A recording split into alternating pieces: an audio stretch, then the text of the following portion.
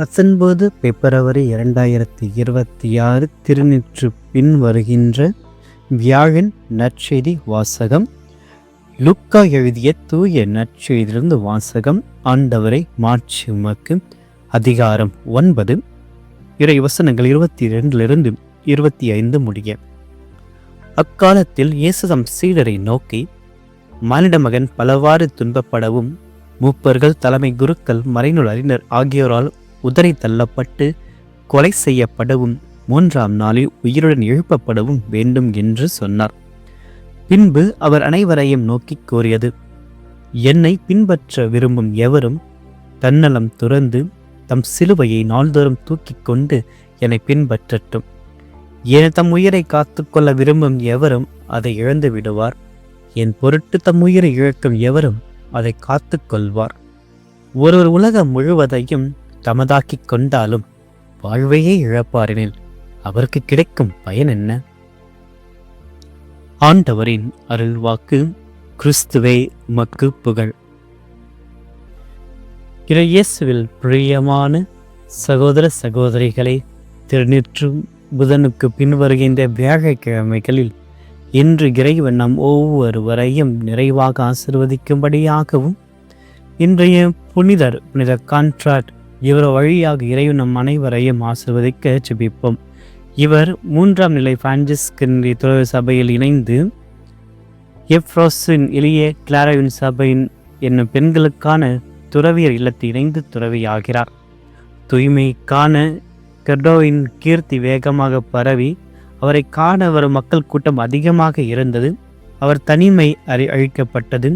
இதன் காரணமாக தன்னுடைய யாத்திரையை அவர் தொடங்கி முதலில் ரோம் நகருக்கு சென்று அங்கிருந்து புனித பூமிக்கு மால்டாவுக்கும் சென்று, அதன் பிறகு சுமார் 1340ஆம் ஆண்டு சிசிலியில் உள்ள ஒரு தொலைவான இடமான பலேர்மோவுக்கு சென்று கொர்னாட்டோ 11 வருடங்கள் தமக்காகவும் உலகத்திற்காகவும் ஜபத்திலும் தபத்திலும் அவர் ஆழ்ந்திருந்தார். ஜபமும் தவமும் அவரை சூழ்ந்திருக்க தூண்டுதலுக்கு பதில் என்பதை கண்டறிந்த இந்த புனிதர் ஏற்கனவே தீர்க்க தரிசனமாக கூறியபடி பிப்ரவரி மாதம் இன்றைய நாளில் அவர் சிலுவை ஆண்டிற்கு முன்பாக முழங்கால் படிக்கிட்டு ஜெபிக்கையில் மரணம் அடைகின்றார். ஆகவே இவருக்கு மூலியமாக நாம் கற்றுக்கொண்ட பாடமானது, செய்த தவறுக்காக மனம் வருந்துவதும் திருந்தி வாழ்வதும் ஜபத்திலும் தபத்திலும் இழைத்து நிற்க நாம் உணர்ந்து செல்ல வேண்டும். ஆக இவர் வழியாக இறைவன் நம் அனைவருடைய வேண்டுதல்களையும் எனக்கு நிறைவேற்றி தருவாராக என்ற நம்பிக்கையில் தொடர்ந்த நாளில் நாம் செபிப்போம். பிரியமானவர்கள், இந்த நற்செய்தியை பார்க்கின்ற பொழுது தவக்காலத்தில் நுழைந்திருக்க நமக்கு தவக்காலம் என்றாலே எதையாவது ஒன்றை விட்டு கொடுக்க வேண்டும். ஆனால் இந்த நற்செய்தி வாசக ஒருபடி மேலே சென்று வெறும் பொருட்களை மட்டும் நாம் விட்டு விடுவதாக இல்லாமல் நம்மையே நாம் அர்ப்பணிக்கின்ற உண்மையான சீலத்துவத்தை கொண்டிருக்க வேண்டும். இயேசு மானிட மகன் பலவராக துன்பப்படவும் கைவிடப்படவும் கொல்லப்பட வேண்டும் என்று குறிப்பிடுகிறார். இந்த வேண்டும் என்பது ஒரு சோகம் அல்ல, அதன் அன்பின் வழியாக உயிர்ப்புக்கு செல்லும் தெய்வீக திட்டம். இந்த தவக்காலம் நம் வாழ்வில் ஒரு வேண்டும் காலம். நம் இதயத்தை சூழ்ந்திருக்கின்ற தேவையற்ற ஆசைகளை களைந்து இறைவனுக்கு தடையாக இருப்பவற்றை போக்க வேண்டிய கட்டாயத்தில் நாம் இருக்கிறோம். லூக்கா நற்செய்தியாளர் மட்டுமே நாள்தோறும் சிலுவையை சுமக்க என்ற ஒரு வார்த்தையை பயன்படுத்துகிறார். மற்றவர்கள் சிலுவை சுமக்கின்ற வார்த்தைகள் பயன்படுத்தி, இவர் மட்டும்தான் தன் சிலுவையை நாள்தோறும் சுமந்து கொண்டு. ஆக எப்பேற்பட்ட சிலுவையை இந்த தவக்காலத்தில் நாம் சுமக்க வேண்டும்? நோன்பு என்ற ஒரு சிலுவையை. நம்முடைய உணவுகளை தவிர்க்கின்ற பொழுது வெறும் பசியை மட்டும் நாம் தவிர்க்காமல் கடவுள் மட்டுமே நிரப்பக்கூடிய ஒரு இடத்தை நம்முடைய இதயத்தில் நாம் உருவாக்க வேண்டும். ஆக அந்த ஒரு பசியை தான், ஆன்மீக பசியை இறைவன் மட்டுமே நிரப்ப முடியும் என்ற நம்பிக்கையில் ஜெபிக்க வேண்டும். தர்மம் என்ற ஒரு சிலுவை நம்மிடத்தில் இருக்க வேண்டும். பிறருக்கு கொடுப்பதன் மூலமாக நமது சுயநலத்தை நாம் பலியிட வேண்டும். கடவுளுடைய பராமரிப்பின் அடையாளமாக நாம் மாற வேண்டும். 3வது, ஜபம் என்ற ஒரு சிலுவையை நாம் சுமக்க வேண்டும். ஜபத்திற்காக நாம் செலவிடுகின்ற நேரம் உண்மையில் வீணாகுவதில்லை, மாறாக அது நிறைவாழ்விற்கு நம்மை கொண்டு செல்கின்ற ஒரு முதலீடு. நாம் அதிக அளவில் ஜபிக்கின்ற பொழுது நேரம் செலவிடாமல் நிறைவார்த்தையை நோக்கி, நிறைவாழ்வை நோக்கி செல்கின்ற ஒரு பயணத்தை ஜெபம் செய்கிறது. ஆக இதே நற்செய்தியில் இன்னும் ஒரு ஆழமான ஒரு கேள்வியை எழுப்புகிறார். ஒருவர் உலகம் முழுவதும் தனதாக்கி கொண்டாலும் தன்னுடைய ஆன்மாவை இழப்பாரெனில் அவருக்கு கிடைக்கின்ற பயன் என்ன? உலகம் அதிகம் இருந்தால்தான் வாழ்வு என்கிறது. ஆனால் தவக்காலத்தினுடைய கணக்கான தலைகீழானது. குறைவாக இருந்தால்தான் நிறைவு. உலக இறைச்சல்களை குறைத்தால் இறைவனுடைய குரலை கேட்க முடியும்.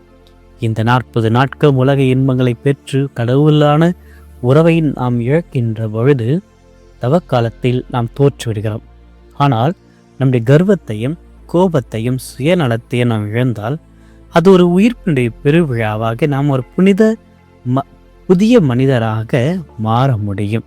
ஆக இந்த வாரம், இந்த நாளில் நம்முடைய சிலுவைகளை வெறுமனே நாம் சுமக்காமல் அதை நாம் அன்புடன் கட்டித் தழுவ வேண்டும்.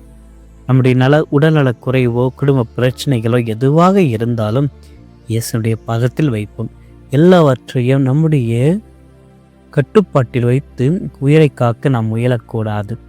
ஏனெனில் இறைவன் இருக்கிறார். அவரிடத்தில் ஒப்படைப்போம், உயிரை பெறுவோம்.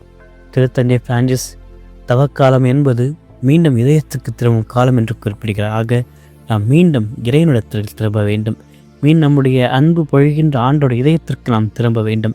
நாம் தனியாக அல்ல, சிலுவை சுமக்கின்ற பொழுது இயேசுவும் நம்மோடு நடக்கிறார். ஆக இந்த நிறைவான நம்பிக்கையுடன் இந்த நாளை இறைவனிடத்தில் ஒப்படைப்பும்.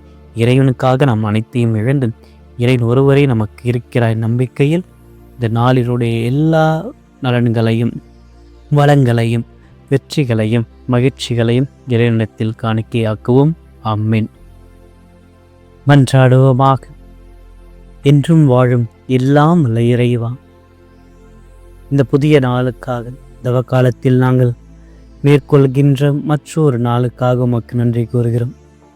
என்று உம்முடைய வார்த்தையின் வழியாக நாங்கள் வாழ்வு பெற வேண்டும் என்றால் அந்த வாழ்வையை இழக்க வேண்டும் என்ற ஒரு உண்மையான ஒரு கருத்தை எங்களுக்கு கற்பித்ததற்காக உமக்கு நன்றி கூறுகிறோம்.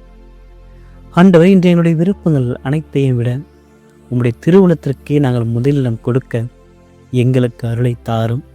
எங்களுடைய சுயநலத்தையும் கர்வத்தையும் வீண் கவலைகளையும் இன்று நான் சிலுவையில் அறைய எனக்கு வலிமையை தாரும். நாள்தோறும் தன் சிலுவை சுமந்து கொண்டு என்னை பின்பற்றட்டும் என்ற அழைப்பை ஏற்க வேண்டும்.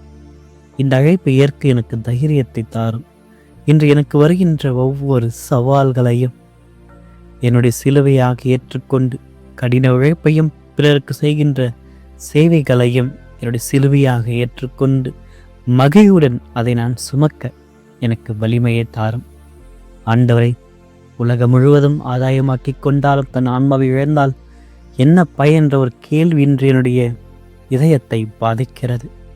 இந்த கேள்வி அவ்வப்பொழுது என்னுடைய இதயத்தில் ஒலிக்க கிருபையை தாரும். உலக புகழுக்காக பொருளுக்காக என்னுடைய நேர்மையை நான் இழந்து விடாதபடி என்னை காத்தருளும். உலகை நாடி செல்லாமல் உம்மையை நாடி செல்கின்ற ஒரு பயணத்தை எனக்கு அளித்தருளும். என்னுடைய ஆன்மாவை ஆசீர்வதித்தருளும். எனக்கு தேவையான எல்லா கிருபையும் தந்து ஞானத்தை தந்து உலகம் போகின்ற போக்கில் நான் செல்லாமல் உங்களுடைய சிலுவையில் வழியில் நாங்கள் நடந்திட எங்களுக்கு உதவியை தாரும்.